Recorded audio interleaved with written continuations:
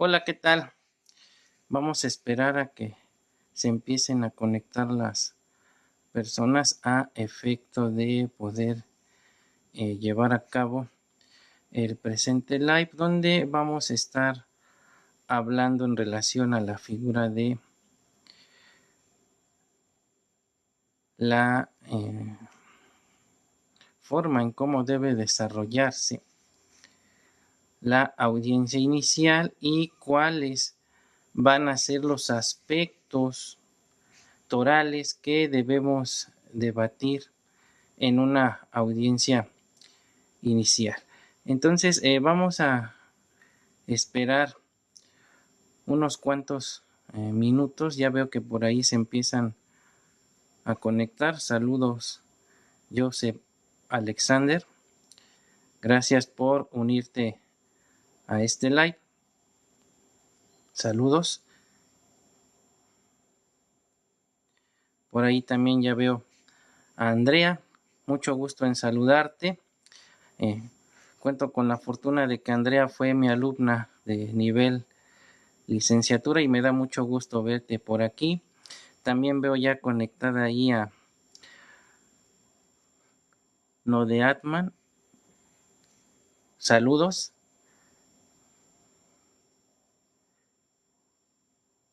Bienvenido, Rodrigo.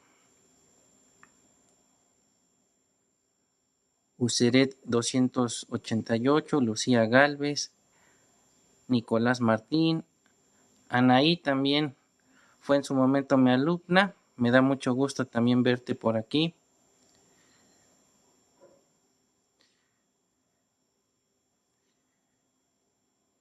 Yesenia Díaz.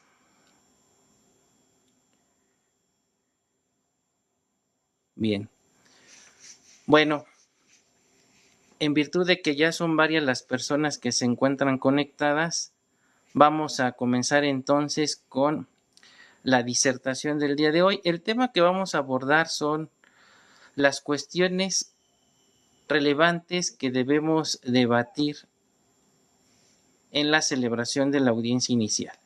Y para efectos didácticos considero pertinente en primera instancia entender en qué consiste la audiencia inicial. Y en ese sentido, la audiencia inicial es aquella que tiene por finalidad que el juez de control resuelva la situación jurídica de una persona que está siendo sujeta de una investigación criminal. Luego entonces en dicha audiencia el Ministerio Público va a formular imputación en contra de una persona, es decir, le va a comunicar en presencia del juez de control que está siendo sujeto de una investigación criminal, por lo tanto le debe hacer saber el nombre de la persona que está declarando en su contra, circunstancias de modo, tiempo y lugar del hecho aparentemente constitutivo de delito que se le atribuye, así como los datos de prueba bastantes idóneos y pertinentes para sustentar la existencia de ese hecho aparentemente constitutivo de delito y la probable intervención de esa persona en su comisión. Asimismo, en dicha audiencia se va a discutir lo relativo a la solicitud de vinculación a proceso por parte de la Fiscalía. Desde luego, también será el momento en el que se tiene que discutir la imposición de medidas cautelares a efecto de garantizar la comparecencia del imputado a proceso. Finalmente, en dicha audiencia se tendrá también que determinar cuál va a ser el plazo al que debe sujetarse el Ministerio Público para concluir su investigación.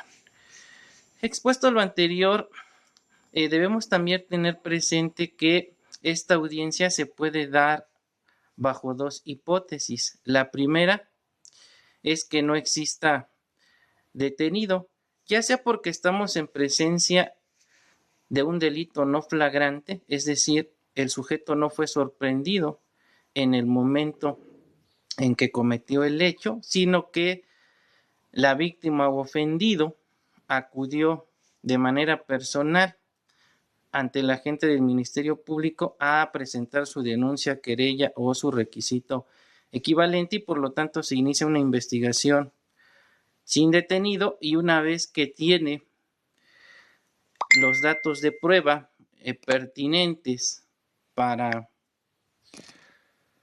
sustentar la existencia de ese hecho aparentemente constitutivo de delito y su probable intervención, judicializa la carpeta y entonces solicita la celebración de la audiencia inicial, para lo cual puede solicitar que el imputado sea conducido a proceso, ya sea a través de citatorio, a través de una orden de comparecencia, cuando habiendo sido citado no compareció, y por lo tanto lo que se ordena es que sea llevado a través del uso de la fuerza pública para la celebración de la audiencia inicial. Y una tercera hipótesis es que el imputado sea llevado a través de lo que es una orden de aprehensión, para lo cual también habrá que justificar por parte de la Fiscalía la necesidad de la cautela, es decir, que existe el temor fundado de que el imputado se puede sustraer,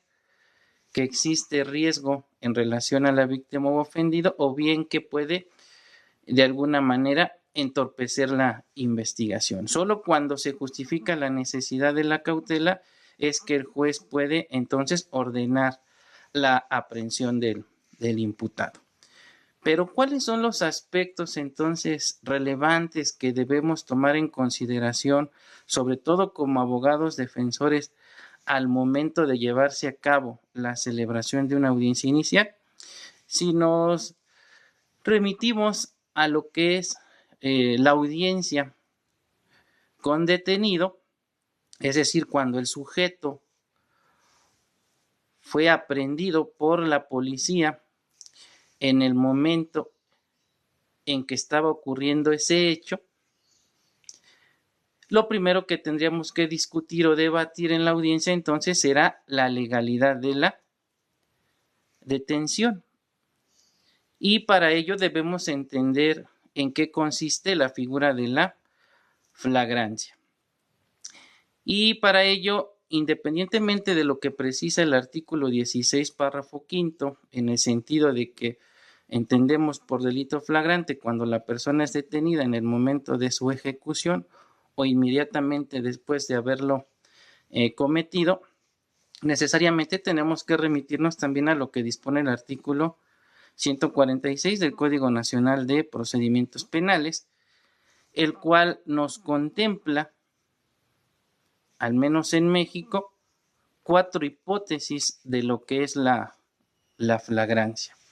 La fracción primera nos va a hablar de lo que se conoce como la flagrancia en sentido estricto, es decir, cuando el sujeto es detenido en el preciso momento de estar cometiendo el hecho. Y la fracción segunda nos va a contemplar 3 hipótesis de flagrancia, y que es donde nosotros como abogados postulantes debemos poner la atención debida al momento en que la Fiscalía hace su exposición para justificar bajo cuál de las hipótesis fue detenido el imputado. En ese sentido, la fracción segunda, en su primer párrafo, nos hace referencia a lo que se conoce como la cuasiflagrancia, es decir, cuando el sujeto es detenido inmediatamente después de haberse ejecutado el hecho y hay una persecución material e ininterrumpida del sujeto. Ahora, el siguiente párrafo contempla 2 hipótesis de flagrancia. A la primera de ellas se le conoce como, saludos Ed, la flagrancia por señalamiento. Como su propio nombre lo indica, la persona es señalada por la víctima u ofendido o algún testigo, pero además se debe encontrar en su poder los objetos o instrumentos relacionados con el delito.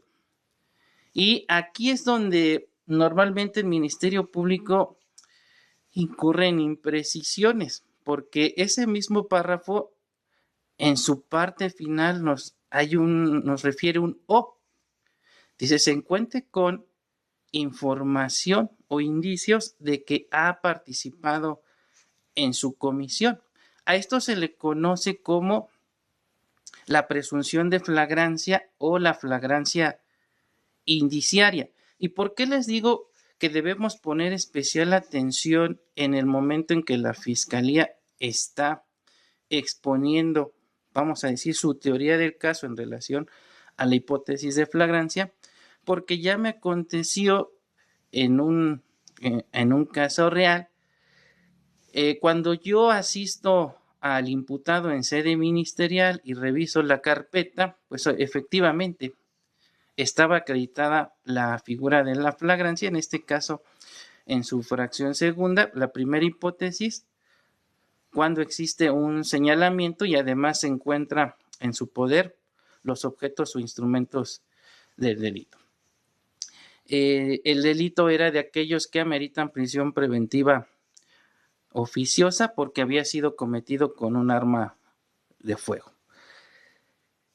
En ese tenor, procedo a asistir al imputado, más o menos le explico cuál va a ser el escenario y le refiero que en razón de que se le imputa un delito que amerita prisión preventiva oficiosa, pues se quedará privado de la libertad. Le digo, no obstante, si en la exposición que realiza la Fiscalía, pues yo encuentro alguna deficiencia, hola Yosgar,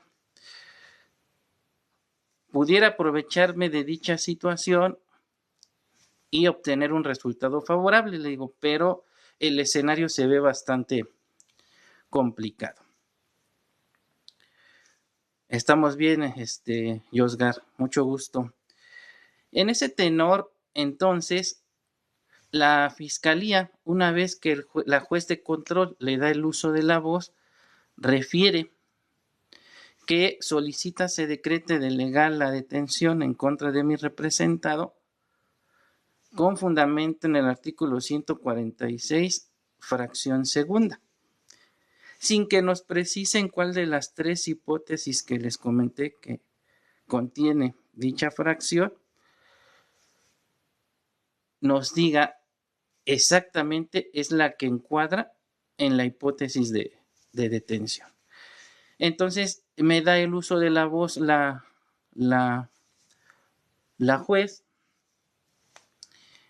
y refiere que lo fundamenta entonces en la fracción segunda. Sin embargo, esta fracción segunda contempla tres hipótesis diversas de flagrancia. Y en ese tenor entonces le solicito a la juez que a su vez requiera a la Fiscalía para que precise exactamente en cuál de las tres hipótesis encuadra a la perfección la detención que se practicó en contra de mi representado. La juez, tratando de salvar al Ministerio Público, me refiere que de alguna manera en su exposición está inmersa la hipótesis de flagrancia. Le digo a la juez, no, su señoría, el Ministerio Público es una autoridad y por ende está obligado a fundar y motivar en cuál de las hipótesis que prevé el dispositivo legal en comento encuadra a la perfección la detención que se practicó en contra de mi representado. Entonces, en ese sentido, la juez ya no le queda más que referirle a la Fiscalía que refiera en qué hipótesis de detención encuadraba perfectamente la que se había practicado en contra de mi representado. La Fiscalía se empieza a poner nerviosa, revisaba su carpeta, me encontraba, empieza a sudar y dije, por aquí es él. Entonces en ese tenor empiezo a hablar, porque no podía yo hablar demasiado, porque de alguna manera podía subsanarle sin querer su teoría del caso en relación a la hipótesis de flagrancia a la Fiscalía. Sin embargo, al ver el nerviosismo del Ministerio Público y que no encontraba dentro de su carpeta cómo sustentar la detención que se había practicado en contra de mi defenso. Saludos, Jesús Orozco. Es que entonces empiezo a hablar, le digo: a mayor abundamiento, su señoría. La fracción que cita la Fiscalía contempla en su primera parte lo que se conoce como la cuasiflagrancia, es decir, cuando el sujeto es detenido inmediatamente después de haber acontecido el hecho y hay una persecución material e ininterrumpida.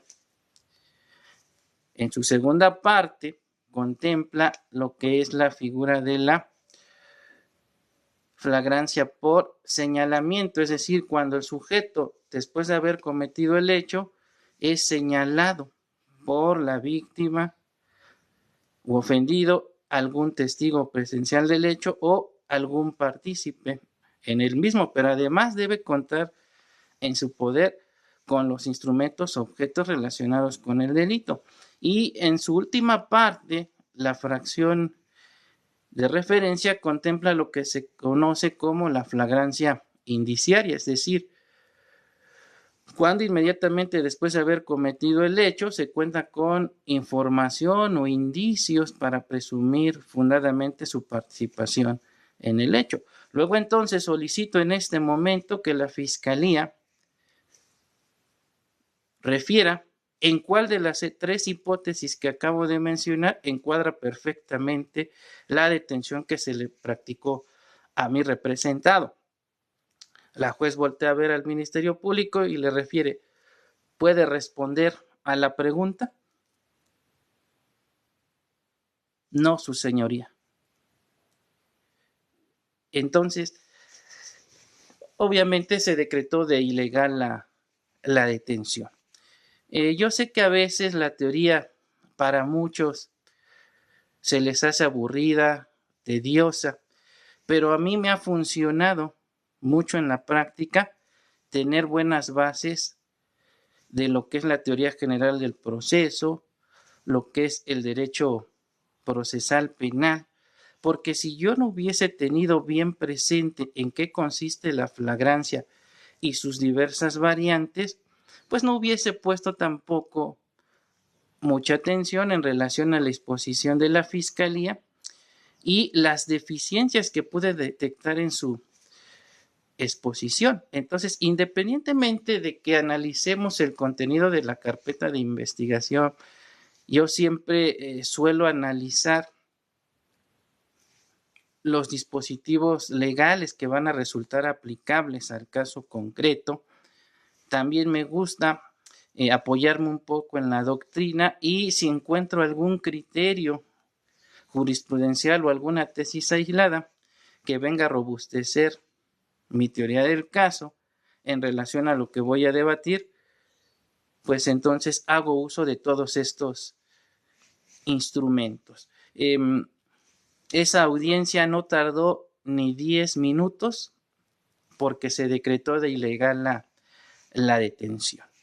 Ahora, normalmente lo que discutimos o debatimos después del control de la detención, pues es lo relativo a la flagrancia. Sin embargo, existen otras cuestiones que también podemos debatir antes de pasar a la formulación de la imputación.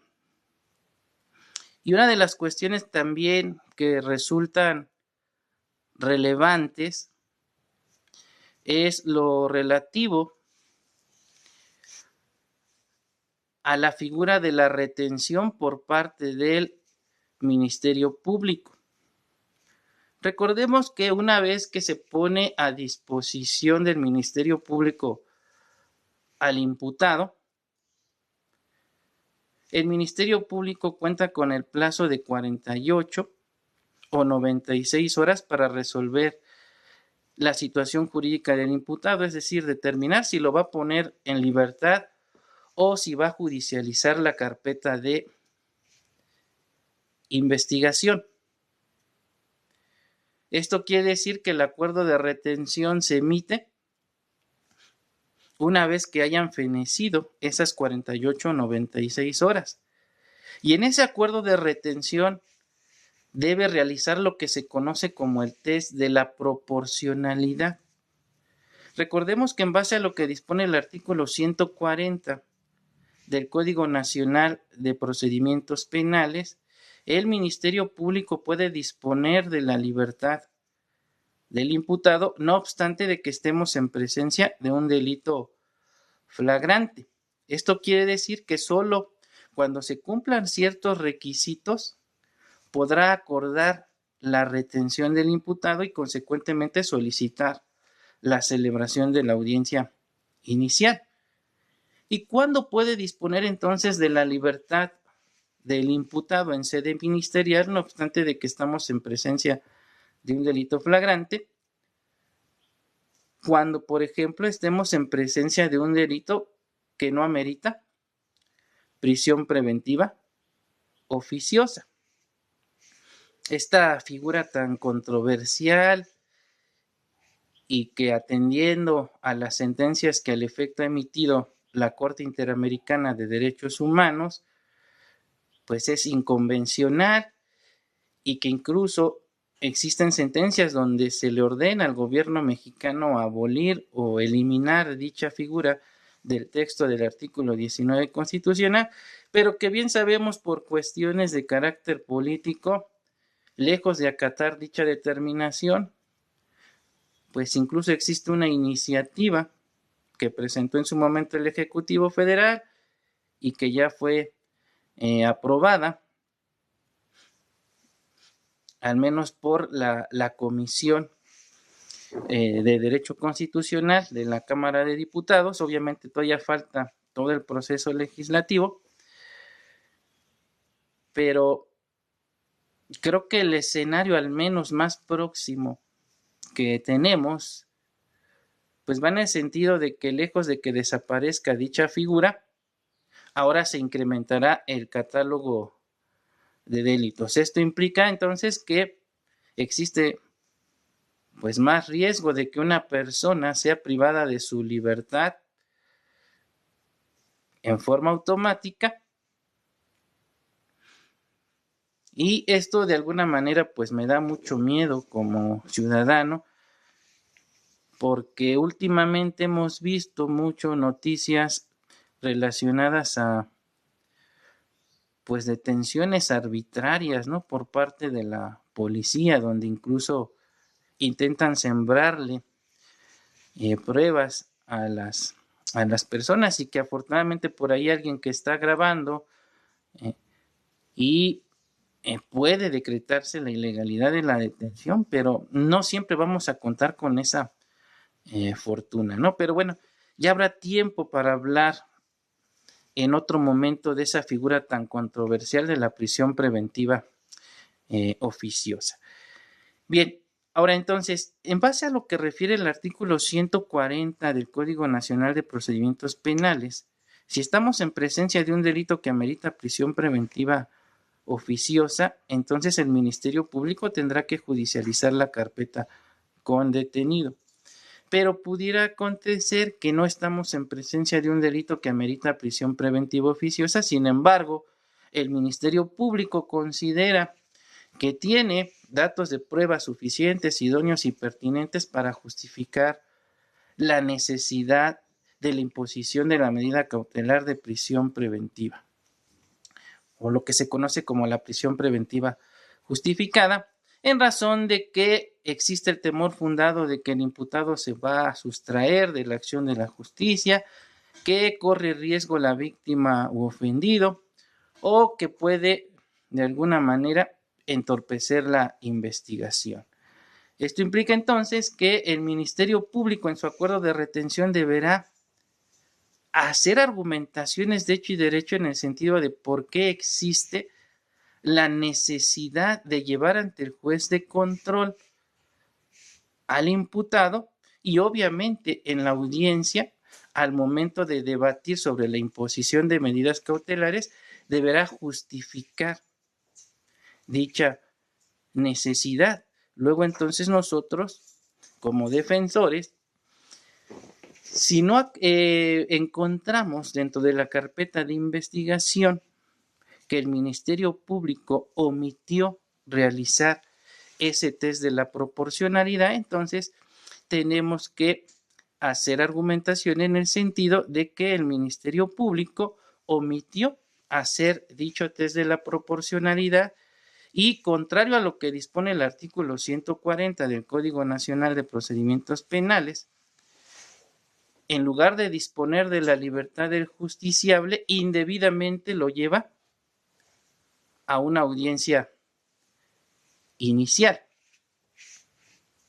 En la práctica, al menos en la Ciudad de México, existen varios jueces que son garantistas y efectivamente cuando nosotros como defensores le hacemos alguna argumentación en el sentido de que se violenta en este caso lo dispuesto por el artículo 140 y que la Fiscalía omitió realizar ese test de la proporcionalidad, han decretado entonces de ilegal la retención. Una cosa es la detención y otra cosa es la retención. Recordemos que la detención la puede hacer incluso cualquier persona, incluso un ciudadano común y corriente.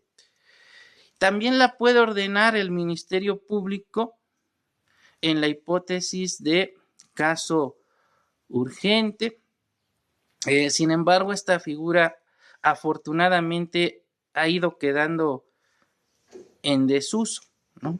También se tienen que dar los requisitos que establece el artículo 16 constitucional, así como el artículo 150 del Código Nacional de Procedimientos Penales. Ya hablaremos en otra ocasión de esa figura. Afortunadamente, como les comento, ya es muy raro que algún ministerio público quiera hacer uso de esta figura, sobre todo porque jurídicamente vamos a decir que es imposible de acreditar.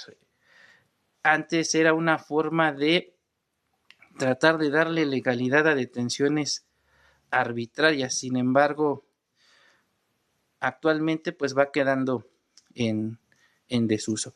Entonces, no solamente vamos a debatir, como les comento, lo relativo a las hipótesis de flagrancia.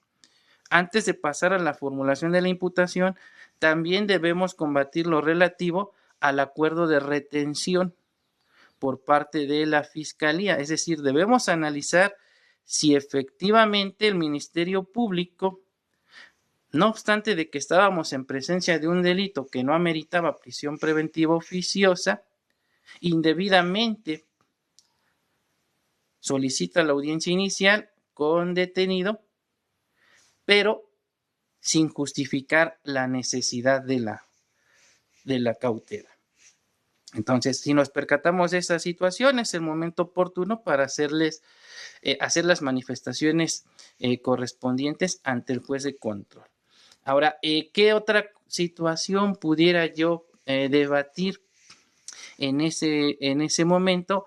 Lo relativo al registro inmediato de la detención del imputado. Como ustedes lo saben, actualmente existe una Ley Nacional del Registro de Detenciones, el cual establece una obligación tanto al elemento de policía que realizó la detención como a los órganos encargados de la Procuración de Justicia. Es decir, esta obligación no solamente recae en el Ministerio Público, también recae en las autoridades administrativas encargadas de imponer las sanciones por infracciones a los reglamentos de policía y buen gobierno. Por ejemplo, el juez cívico también está obligado a observar las obligaciones que le impone la Ley Nacional de Registro de Detenciones. Y en ese sentido, entonces, la policía al momento de llevar a cabo la detención tiene que hacer el registro inmediato. Dicho ordenamiento además también refiere que si no tiene la forma de llevar a cabo ese registro, se tiene que comunicar por cualquier medio con el que cuente en ese momento, en este caso a su unidad de adscripción, a su sector, para que este último realice dicho registro. Ahora, aquí también algo importante porque, como ustedes lo saben, esta plática tiene por finalidad pues darle mayor promoción a nuestra maestría en sistema acusatorio. Desde luego, soy docente de dicho programa de estudios y dentro de mi alumnado tengo a varios ministerios públicos y donde desafortunadamente me he podido percatar pues, de las deficiencias en las que siguen incurriendo y que hemos tratado de que mejoren a través de la academia.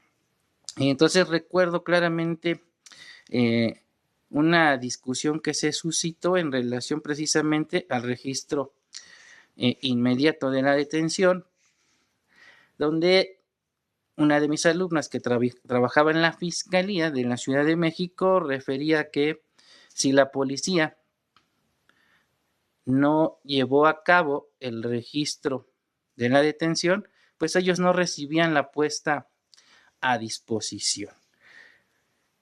Y afortunadamente por ahí tenía también a un alumno que era Ministerio Público de la Federación y ahí te das cuenta incluso cómo las maneras de trabajar son muy distintas y que no es que le eche tierra al fuero común, pero al menos la práctica me ha enseñado que el Ministerio Público Federal tiene un conocimiento muy por encima del promedio de un Ministerio Público del fuero común.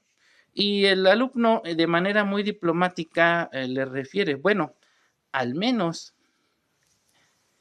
en lo que es la FGR, nosotros, no obstante de que el elemento de policía no haya realizado el Registro Nacional de Detención, nosotros tenemos la obligación, en primer lugar, si se llevó a cabo dicho registro, actualizarlo.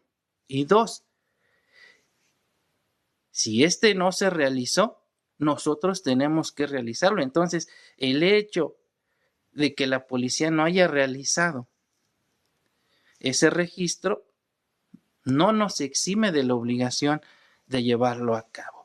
Entonces, si no se llevó a cabo dicho registro, ese es el momento oportuno también para que la defensa haga argumentaciones en ese sentido.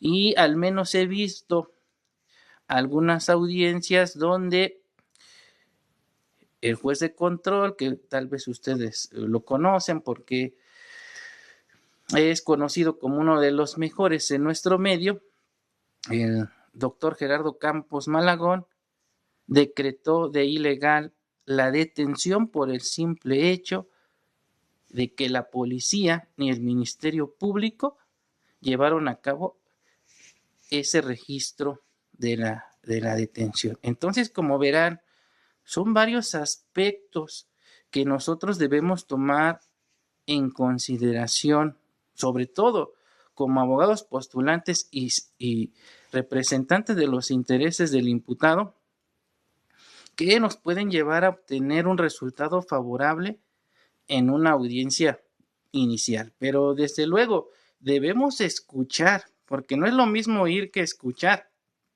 Entonces, ¿por qué debemos escuchar? Porque en muchas ocasiones el Ministerio Público, no sé si es el nerviosismo, la carga de trabajo, incurre en diversas imprecisiones.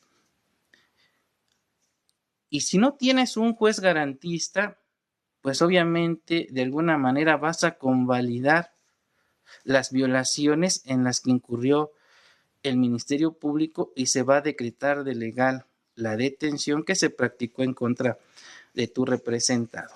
Entonces ahorita pues ya les di varios ejemplos en los cuales pues se ha decretado tanto la ilegalidad de la detención como la retención que practica el Ministerio Público.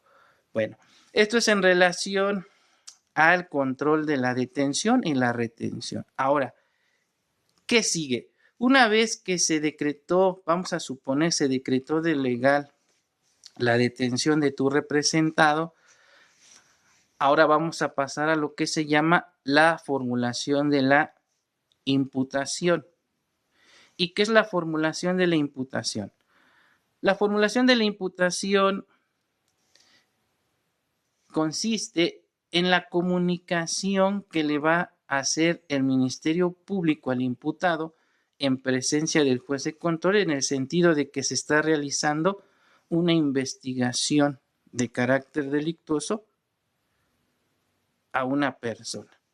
Consecuentemente, le va a hacer saber el nombre de la persona que está declarando en su contra, las circunstancias de modo, tiempo y lugar de la comisión de ese hecho, así como los datos de prueba que son idóneos, suficientes y pertinentes para acreditar la existencia de ese hecho y la probable intervención de dicha persona en su comisión.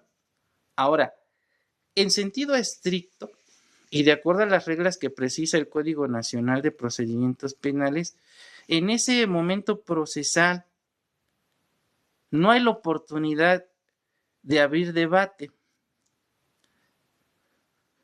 Sin embargo, al menos yo en la práctica profesional suelo utilizar ese momento procesal oportuno para resaltar algunas inconsistencias que me van a servir de base para posteriormente, ya en un acto procesal que se va a dar más adelante y que conocemos como la solicitud de vinculación a proceso, podamos darle con todo al Ministerio Público.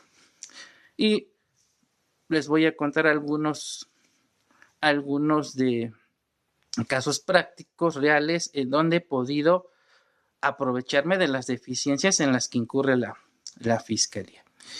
El primero que me viene a la mente es una investigación por el delito de uso de documento falso, donde estaba plenamente acreditada.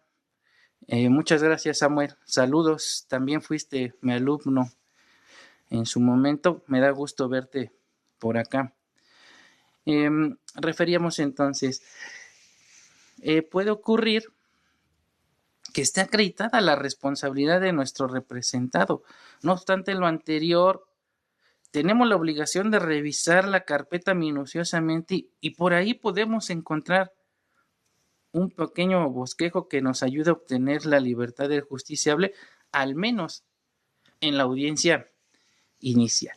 Y en la carpeta que les comento, efectivamente, el Ministerio Público Federal, por eso les digo que no es que yo tenga de alguna manera aberración en contra de los MPs del Fuero Común. La verdad, la manera en cómo trabaja el Ministerio Público Federal sí dista mucho del Ministerio Público del Fuero Común.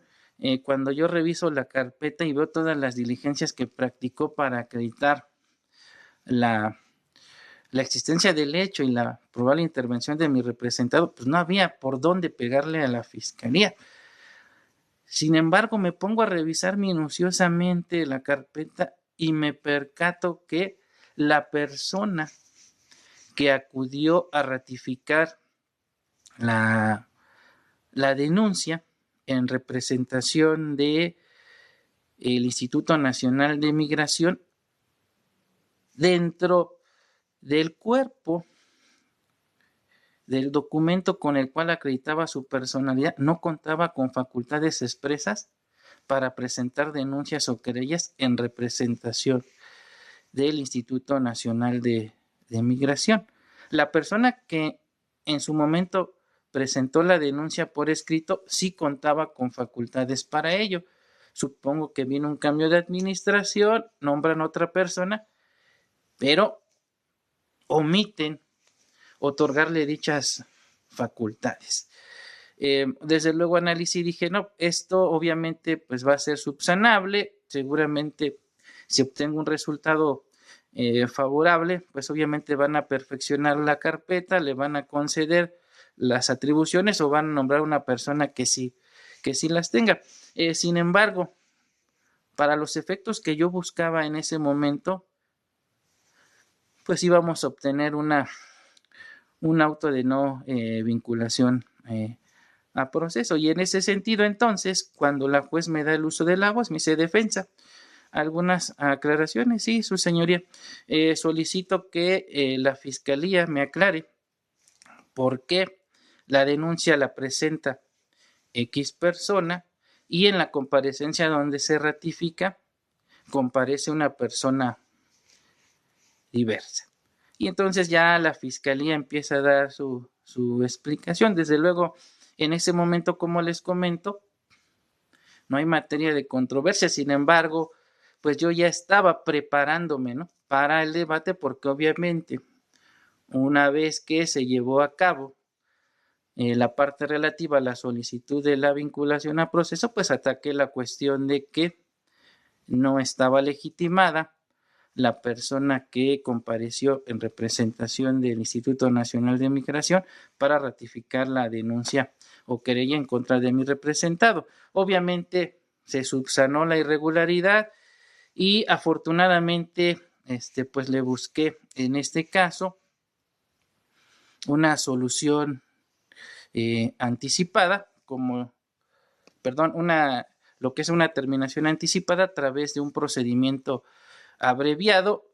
Se le impuso una pena menor a 4 años y solicitamos en su momento la suspensión condicional de la pena.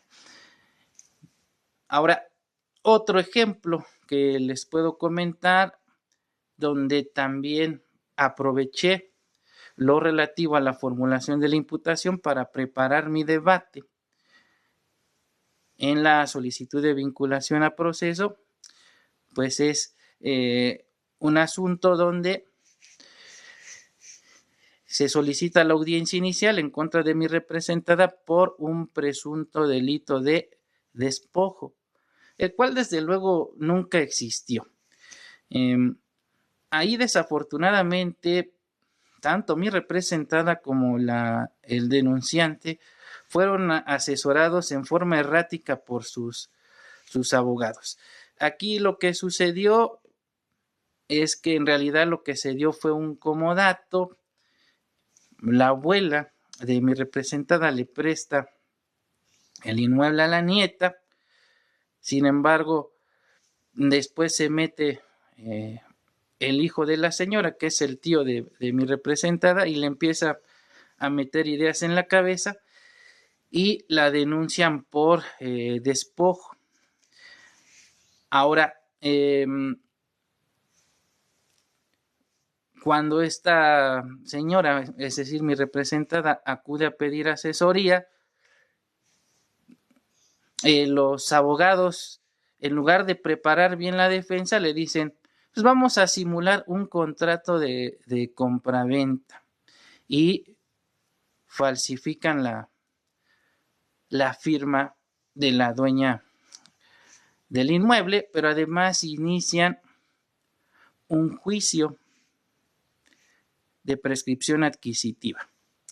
Desde luego ahí lo que le podían acreditar a mi representada era un fraude procesal. Sin embargo, no sé qué pasa con los ministerios públicos del fuero común, que no saben cómo integrar las carpetas y no conocen las reglas del concurso aparente de normas y terminan judicializando la carpeta por un supuesto despojo, siendo que había la comisión de otro delito. Incluso en la audiencia la juez pues le hace ver a la fiscalía que le faltaron por realizar diversas diligencias, ¿no? Dentro de ellas haber llevado a cabo una pericial en materia de grafoscopía para efecto de acreditar pues que la firma era falsa. Asimismo le dice, pues tu clasificación jurídica es completamente errada, pero yo no tengo por qué corregirte tus imprecisiones. Tú tendrás que reformular tu teoría del caso y establecernos pues cuál es el delito que hay, porque sí existe la comisión de un delito, pero yo no puedo ir más allá, ¿no?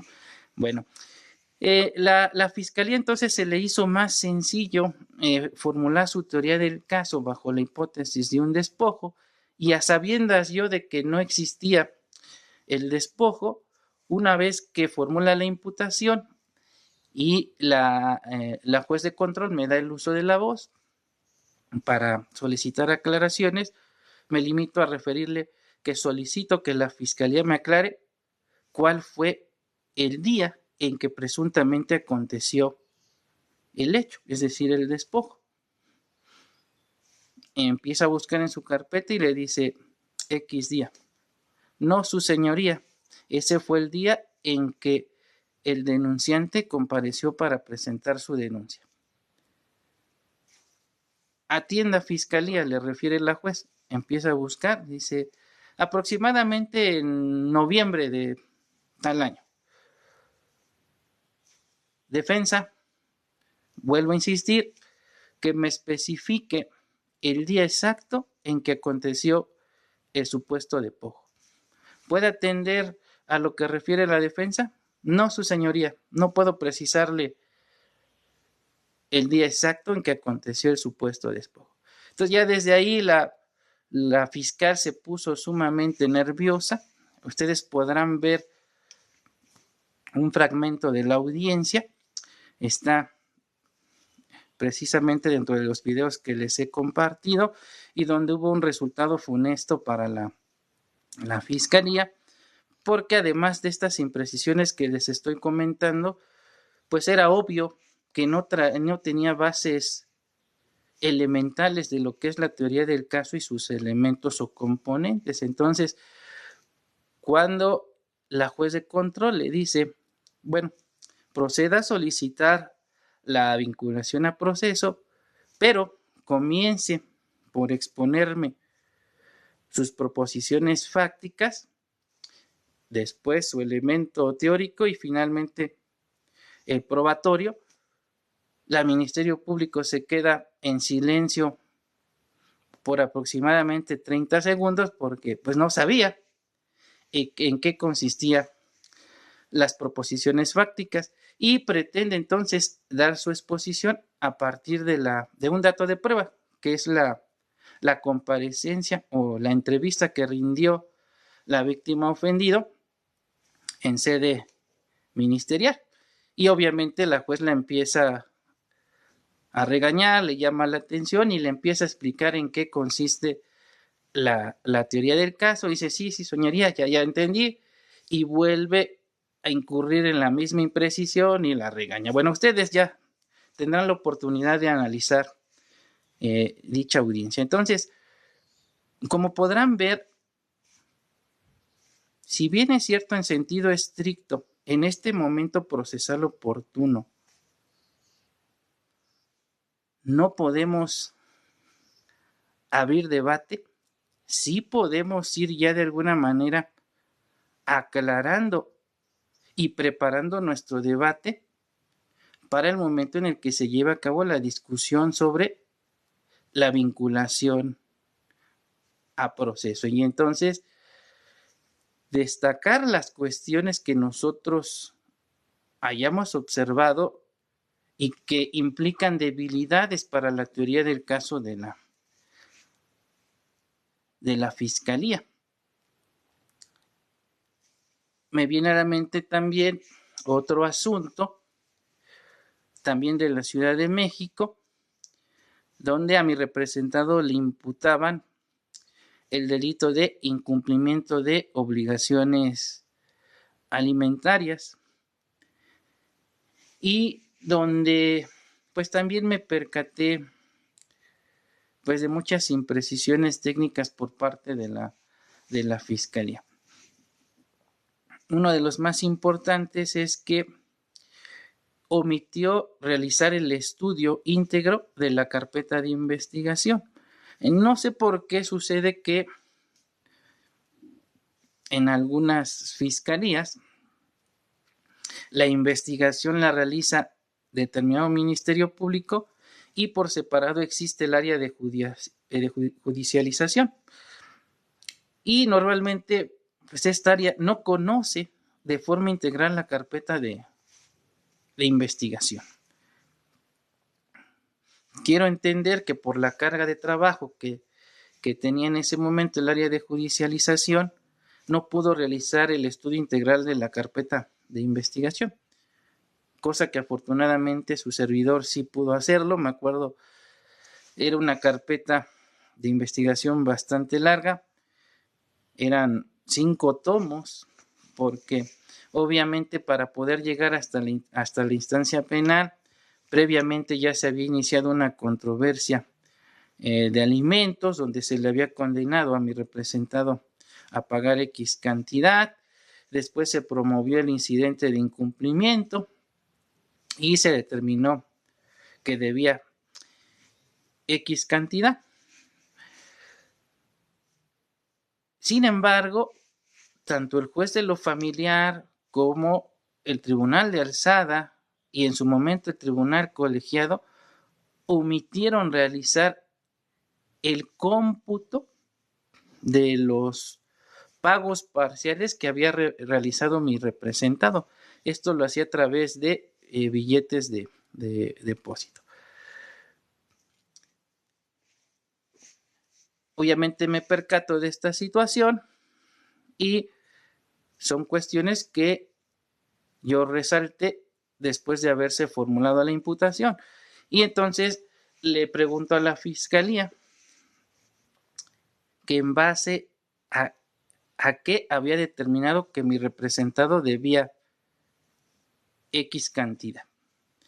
Y refiere que pues, se tomó en consideración, dentro de otros datos de prueba, la entrevista que rindió la víctima ofendida en sede ministerial, así como un dictamen en contabilidad. Y para mi fortuna, tanto la fiscalía como la perito en materia de contabilidad, pues no sabía nada de lo que es la teoría del caso y sus elementos, y al momento de exponer su proposición fáctica, es decir, la forma en cómo aconteció el hecho, circunstancias de modo, tiempo y lugar, pues dan por cierto lo que refiere la víctima o ofendido, sin estudiar de forma integral todo lo que cobraba en la carpeta de investigación. Y entonces, obviamente, ya cuando se lleva a cabo el debate en relación a la solicitud de la vinculación a proceso, pues destaco precisamente que la fiscalía, al momento de tratar de justificar la solicitud de la vinculación a proceso y exponer su elemento fáctico, pues da por cierto lo que refiere la víctima en su entrevista en sede ministerial en fecha tal. No obstante lo anterior, su señoría, quiero destacar en este momento que la Fiscalía omitió realizar el estudio integral de las constancias que integran la carpeta. A mayor abundamiento, a foja tal, obra el billete de depósito, número tal, donde mi representado realizó el pago por esta cantidad, a foja tal, y empiezo a resaltar todos los billetes de depósito que había exhibido mi representado ante el juez de lo familiar. El juez se le queda viendo a la fiscalía y le pregunta, ¿esos datos de prueba que está anunciando la defensa obran en la carpeta? La Ministerio Público se pone sumamente nerviosa y empieza a titubear. Trata de justificar y saber, limítese a responder lo que le estoy preguntando. ¿Esos datos obran o no en la carpeta de investigación? Sí, su señoría. Bueno, el resultado obviamente fue que decretaron la no vinculación a proceso en contra de mi representado. Entonces, siempre yo les recomiendo como abogado postulante, de manera previa, estudiar la carpeta de investigación y a partir de ahí empezar a formular su teoría del caso, ver si efectivamente el elemento fáctico concuerda con lo que obra en la carpeta de investigación. Si esos datos de prueba, bueno, y otra cosa importante antes de analizar lo relativo a los datos de prueba, la clasificación jurídica. Me he percatado también que el Ministerio Público tiene deficiencias impresionantes en lo relativo a la teoría del delito. Me viene a la mente otro asunto que también ya les compartí también a través de esta plataforma, el asunto del médico que falsifica sus licencias médicas en virtud de que pidió autorización para estudiar una maestría, no le dan el permiso correspondiente y se le hace sencillo falsificar sus licencias médicas a efecto de que no le realicen los descuentos respectivos por no acudir a trabajar. Esa carpeta de investigación estaba pésimamente trabajada por la Fiscalía. Es muy común, como les digo, que no conozcan las reglas del concurso aparente de normas y al momento de realizar su clasificación preliminar, pues erran en la clasificación. En esa carpeta sí había o estaba acreditada la existencia de un hecho aparentemente constitutivo de delito y la responsabilidad de mi representado. Sin embargo, la Fiscalía erraba en la clasificación. En este caso, como la investigación fue sin detenido, pues tuve el tiempo suficiente para estudiar la carpeta de investigación e incluso el día de la audiencia ya llevaba yo algunos criterios jurisprudenciales para robustecer mi teoría del caso, y uno de los aspectos que combatí precisamente o que traté de resaltar desde que se formuló la imputación y posteriormente al momento de llevarse a cabo el debate en relación a la solicitud de la vinculación a proceso es precisamente lo relativo a la clasificación legal. El Ministerio Público formula su imputación bajo la hipótesis de falsificación de documento. Desde luego, no había datos de prueba idóneos y pertinentes para acreditar que mi representado había falsificado dichos documentos, más bien que hizo uso de un documento falso. Entonces, en ese sentido, empiezo a preparar mi teoría del caso para debatir esas cuestiones. Y otra cuestión también importante a destacar es que el Ministerio Público refería que en el caso particular se actualizaba la agravante relativa a que mi representado había cometido el delito en ejercicio de sus funciones, lo cual desde luego era errado, ya que mi representado no cometió el delito en ejercicio de sus funciones, sino en su calidad de paciente. Luego entonces no estaba acreditada dicha agravante.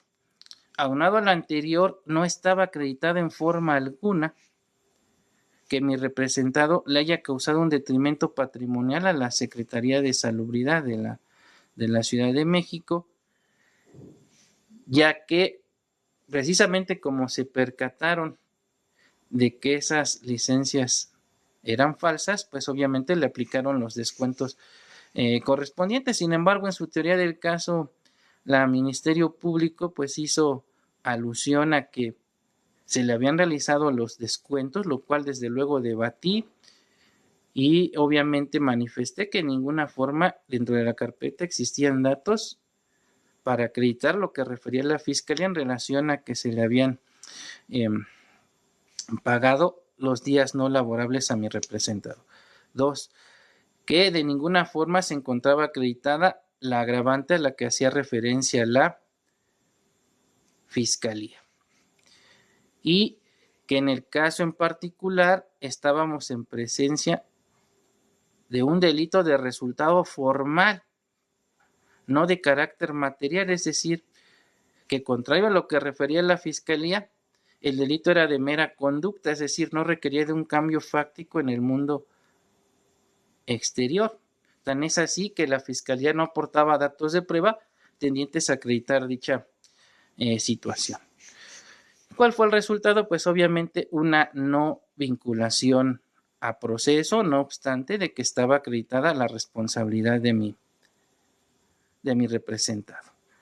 Entonces, como podrán notar, son muchos los aspectos que podemos debatir dentro de una audiencia inicial, y mi recomendación es preparar, en su caso, la defensa, no solamente basarse en la normatividad, como ya les dije, yo también me alimento de lo que me refiere la doctrina, y si puedo encontrar alguna jurisprudencia o por lo menos una tesis aislada que robustezca mi teoría del caso, todo eso lo vamos a hacer valer en la audiencia inicial.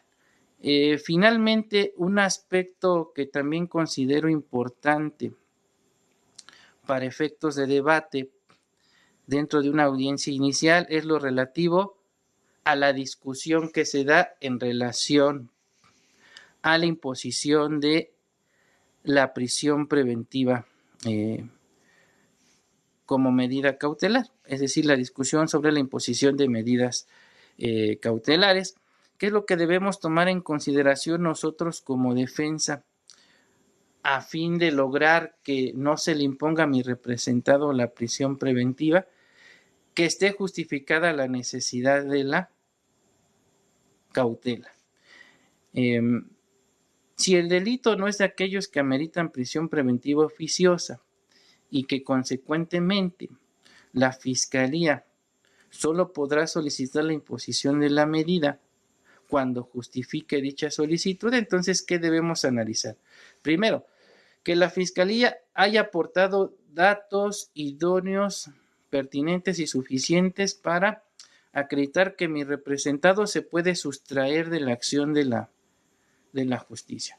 Luego, entonces, si revisamos la carpeta y analizamos el comportamiento que ha presentado mi representado una vez que fue citado, que ha comparecido tantas veces como ha sido llamado por la Fiscalía y ahora ante el juez de control, que reside dentro de la demarcación territorial donde se lleva a cabo el proceso penal, que independientemente de que éste radique o viva en una circunscripción territorial diversa donde se lleva el proceso, no es una razón para justificar la imposición de la preventiva justificada bajo el argumento de que existe el temor fundado de que se va a sustraer, y hay criterios ya contundentes por parte del Poder Judicial en ese sentido. Tampoco se puede tomar en consideración como peligro de sustracción el hecho de que la pena pecuniaria que se le pudiera imponer en su caso a nuestro representado sea excesiva. También tenemos criterios por parte del Poder Judicial que ese hecho aislado por sí solo no puede ser justificante de la imposición de la prisión preventiva justificada. Asimismo, debemos analizar si la Fiscalía aportó o no datos para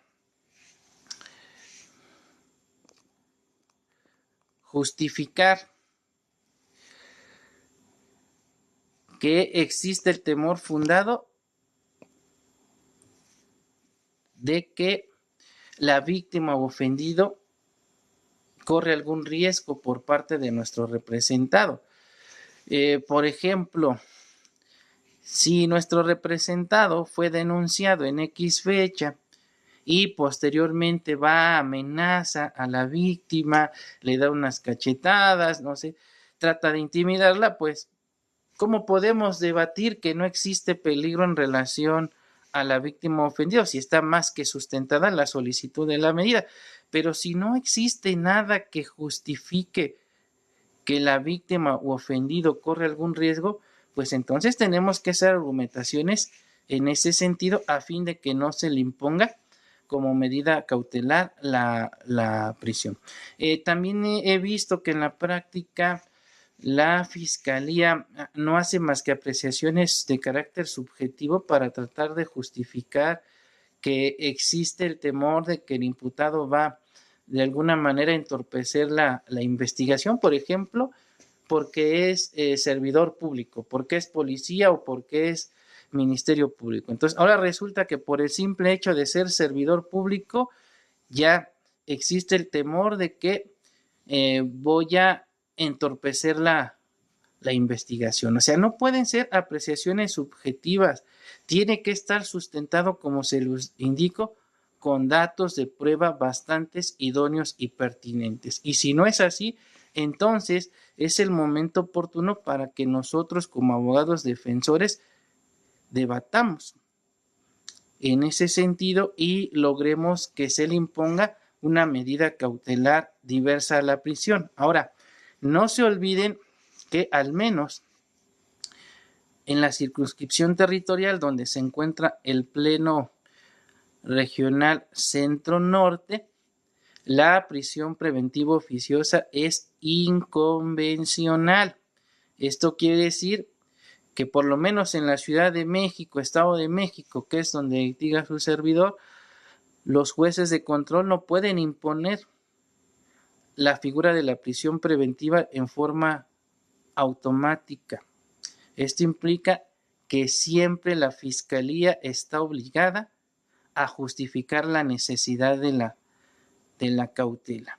Y si no cumplió con dicha obligación, entonces el juez tendrá que analizar lo relativo al test de la proporcionalidad, es decir, nuevamente verificar si existe la necesidad de la cautela en razón de que el imputado se puede sustraer de la acción de la justicia, que la víctima ofendido corre algún riesgo o que bien el imputado pudiera de alguna manera entorpecer la investigación. Si no se justifica entonces la necesidad de la cautela, el juez está obligado a imponer una medida cautelar diversa a la prisión preventiva. En la circunscripción territorial, donde desafortunadamente litiguen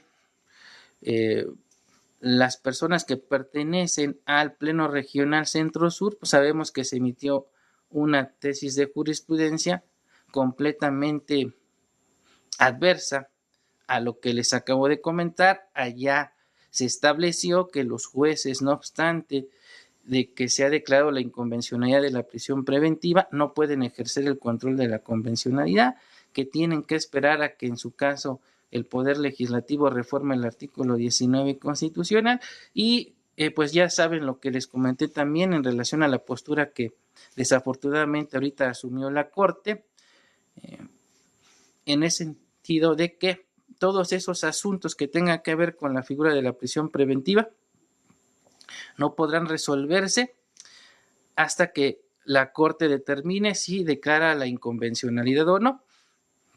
No obstante lo anterior, de acuerdo al escenario que estamos viviendo, casi es un hecho que no va a desaparecer la figura de la prisión preventiva oficiosa, sino que al contrario, se va a incrementar el catálogo.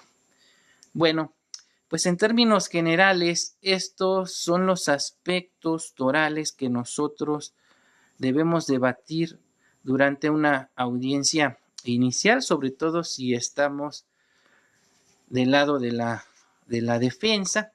Obviamente, la plática también puede resultarle benéfica a la Fiscalía para no incurrir en las imprecisiones que les comenté, pues incurrieron desafortunadamente las personas de la representación social en cada una de las audiencias que les compartí a través de este en vivo como experiencias no solo personales, sino profesionales, y que afortunadamente al tener buenas bases de carácter teórico, pues obtuvimos resultados favorables para mis representados, no obstante de que estaba acreditada su responsabilidad. Agradezco a aquellos que tuvieron la paciencia de aguantarme el live casi por 1 hora 30 minutos. Sé que es bastante pesado, pero son temas que para la práctica pues son muy importantes y relevantes para aquellos que ejercemos la abogacía. Sin más que comentarles, pues los invito a que se unan a nuestros planes y programas de estudio en Tecnológico Iberoamericano de la Ciudad de México. Estos y otros aspectos son abordados por su servidor y por mis docentes dentro de nuestros planes y programas de estudio, tanto de nivel licenciatura como en los posgrados, en este caso en específico, la maestría en sistema acusatorio, pero también contamos con la maestría en Derecho de Amparo, donde también abordamos algunos aspectos que ventilamos el día de hoy, sobre todo los criterios jurisprudenciales a los que les hice alusión en relación a la figura de la prisión preventiva.